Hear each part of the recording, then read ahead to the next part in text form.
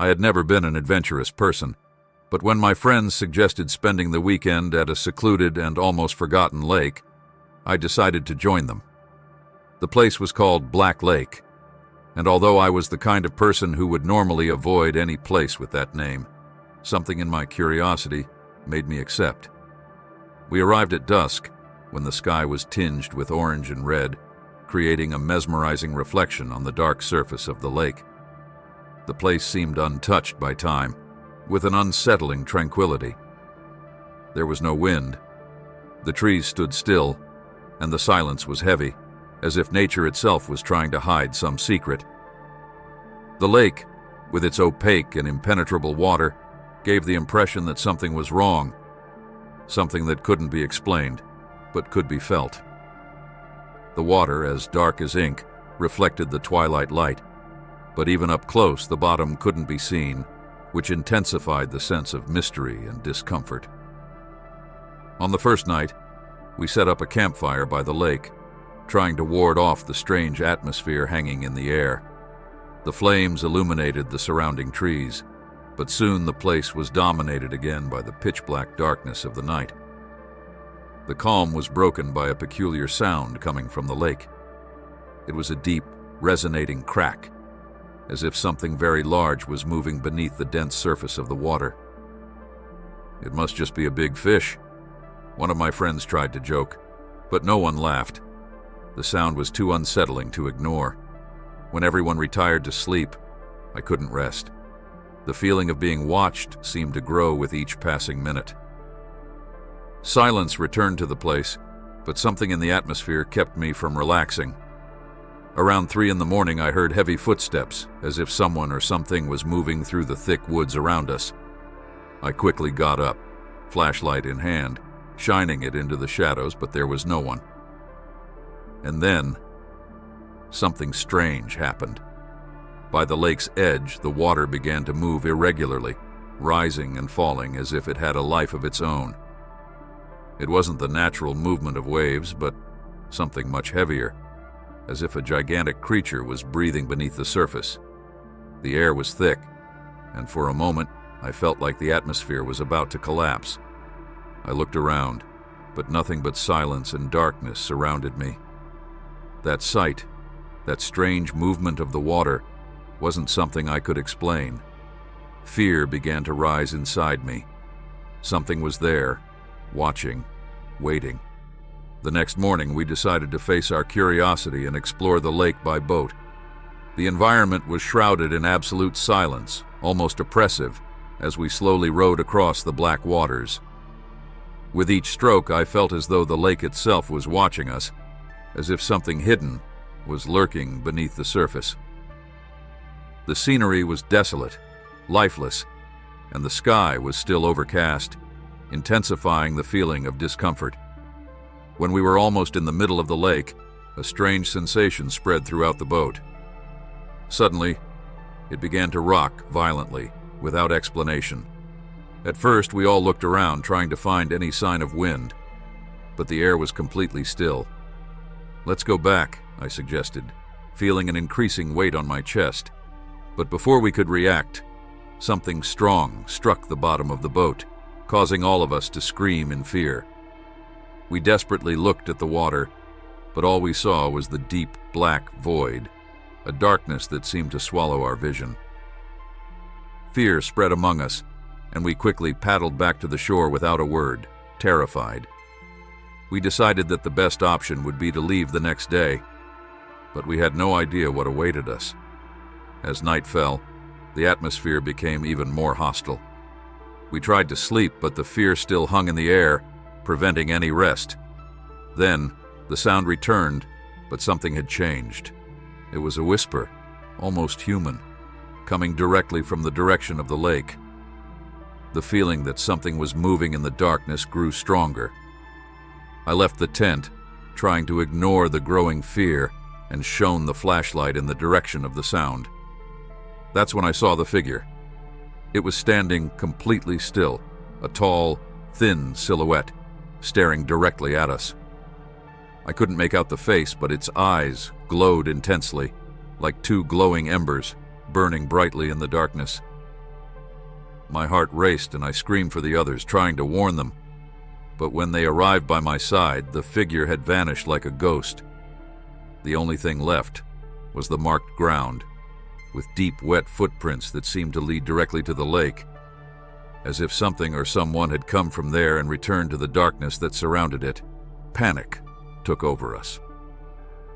Whatever that figure was, it wasn't there by chance, and the lake, with its impenetrable water and mysteries, seemed to be at the center of everything. The marks on the ground left no doubt that something had passed through there. But where had it gone? The feeling that we were not alone was now undeniable. Something was watching us. Something from the lake. Something we didn't understand. The decision to leave seemed like the only sensible choice, but a sense that the lake wouldn't let us go so easily took hold of me. Whatever it was, it knew we were there. No one managed to sleep that night. We all sat around the campfire, trembling with fear, but also trying to stay together, waiting for dawn. Time seemed to have stopped, and the feeling of being watched only grew stronger, as if the lake itself was alive and closing in on us.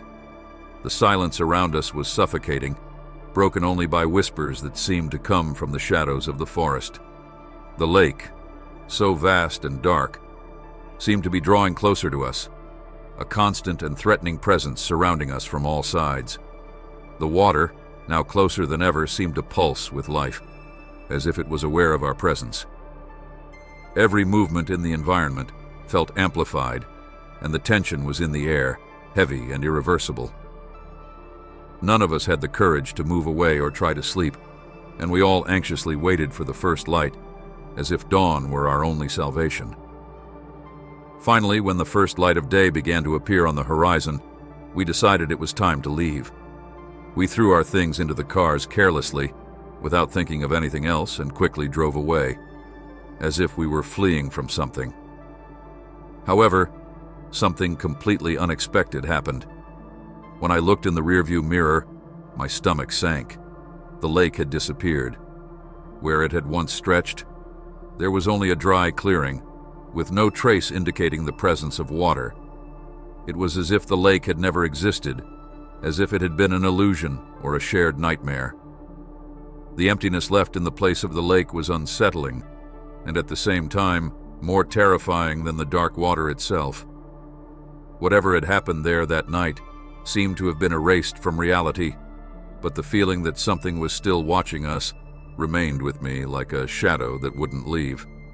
Since that day, I avoid any lake or secluded place. The memory of Black Lake and the feeling of being followed has never left me. Whenever I'm alone, especially at night, I feel as though I'm being watched again. And sometimes the whispers return, faint and distant, but present. I catch myself wondering if Black Lake really disappeared, or if somehow it's still there, patiently waiting to find me again, as if it knows that in some way I'm destined to return. Whatever that force is, it hasn't forgotten me.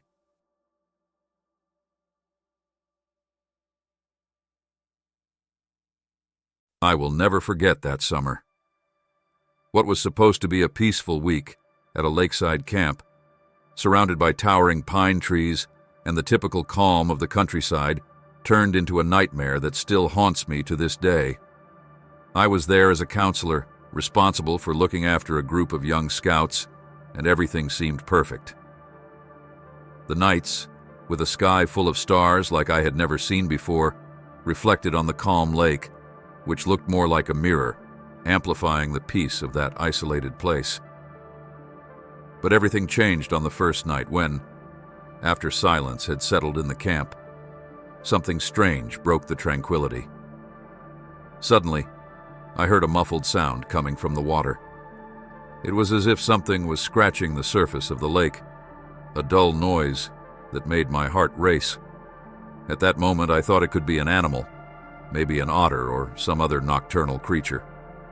I decided there was no reason to worry and returned to my tent, trying to shake off the unsettling feeling. However, that strange sense that something was wrong kept me from sleeping. The next morning, Miguel, one of the boys in the group, came to me with wide eyes and a trembling voice. He told me he had seen something in the water, something he couldn't describe clearly, but that definitely didn't look like a fish. The fear in his eyes was evident, and he seemed quite disturbed. I tried to calm him down, suggesting it might have been just an otter or some other aquatic animal, but I couldn't shake the chill that ran down my spine. The day went on as usual, filled with activities, but the feeling that something was wrong seemed to linger in the air. Everyone was eager to explore nature, but I felt there was something else, something invisible and unsettling. Despite trying to stay focused on the daily tasks, the mystery of what Miguel had seen wouldn't leave me alone. His words echoed in my mind, like a warning I didn't know how to interpret. As the sun began to set, we decided to enjoy the evening with a swim in the lake. The group was excited, but I still couldn't shake the feeling of discomfort. In the middle of the fun, chaos suddenly broke out. One of the boys, Pedro, came out of the water screaming in panic. He was pale, his eyes wide with terror. He swore that something had touched him, something cold and slimy that made him tremble with fear. Everyone was in shock, trying to understand what had happened. But when we went to investigate the spot where he had been, we found nothing. The lake, calm and undisturbed, gave no clues as to what might have occurred. We tried to calm Pedro down, but the tension was palpable, as if something was watching, waiting. The atmosphere that had once been calm and welcoming now felt heavy, with an eerie sense of foreboding. What was that feeling? And what was lurking in the dark waters of the lake? On the third night, the situation took an entirely unexpected turn. It was almost midnight, and the camp was quiet, except for the soft sound of the crackling campfire. To keep the group's spirits up, I was telling stories around the fire, trying to create an atmosphere of fun and adventure. But then something strange happened. The campfire, which had been burning brightly before, started to go out on its own, as if an invisible gust of wind had blown over it. The fire slowly diminished, and the flame flickered, as if it was being sucked into the darkness. It was then that the sound returned. The scratches on the surface of the lake, the same ones as before, but now louder, closer, as if something was approaching. Everyone stopped immediately, and the tension in the air became palpable. We looked at the water, and that's when we saw it. A dark figure slowly emerged from the surface, tall and thin, with arms that seemed disproportionately long. The image was terrifying, but the worst was yet to come. When its eyes were revealed, they glowed intensely, like lanterns, lighting up the darkness of the night. It was enough to spread panic among us all. Fear took over us, and we quickly ran back to the tents, trying to hide from what we couldn't understand. Panic spread throughout the group, and the atmosphere of terror was uncontrollable. However, the nightmare was only beginning. During the early hours of the morning, the sound of heavy, dragging footsteps began to circle the camp. The sound was not human, let alone something that could be explained. The noise came from all directions, and the boys were visibly terrified, crying and trembling with fear. I didn't know what to do either. The only thing I could do was try to stay calm and protect the group, but my own sanity was being tested. When I finally gathered the courage to peek out of the tent window, what I saw made my spine freeze. Outside, near the edge of the lake, there were huge marks in the sand. Giant claws, as if an animal of unimaginable proportions had dragged its claws across the earth, leaving deep, terrifying trails. The scene was chilling, and I knew we were no longer alone. I tried to call for help over the radio, but it seemed the signal was completely down, as if we were totally isolated. The camp, once a place of fun, had now turned into a prison of terror, with no one to rescue us.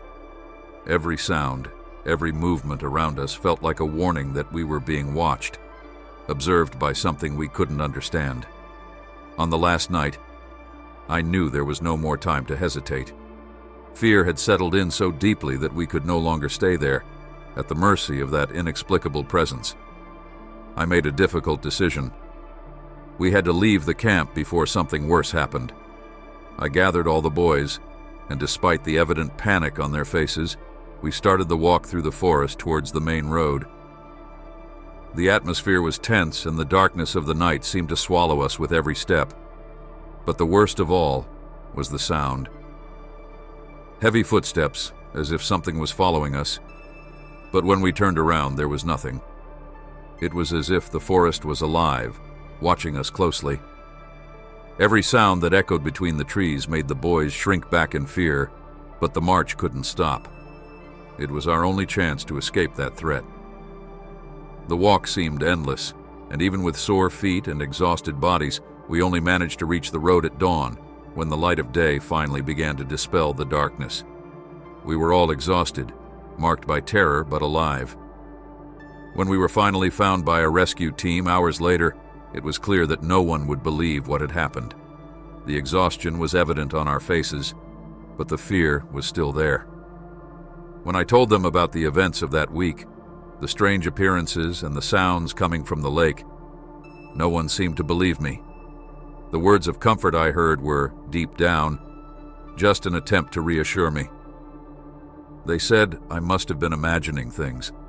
That fear had overtaken me to the point where I was delirious. But I knew what I saw. I knew what happened that night. The team's look of disbelief only made me feel even more alone, as if it was all just a nightmare that no one else shared. To this day, I try to avoid thinking about what we saw that night. I never went back to that camp, and I swear that if I could, I would erase that summer from my memory. But even with time, there are moments when the memory resurfaces, usually when I'm alone, and I can hear, from a distance, the sound of something scratching the surface of the water. It's a low and threatening sound, which makes me feel the chill that it is still there, waiting, lurking, at the bottom of that lake, waiting for the right moment to return. No matter how much I try to move on, that sound and the terror it brings will never leave me.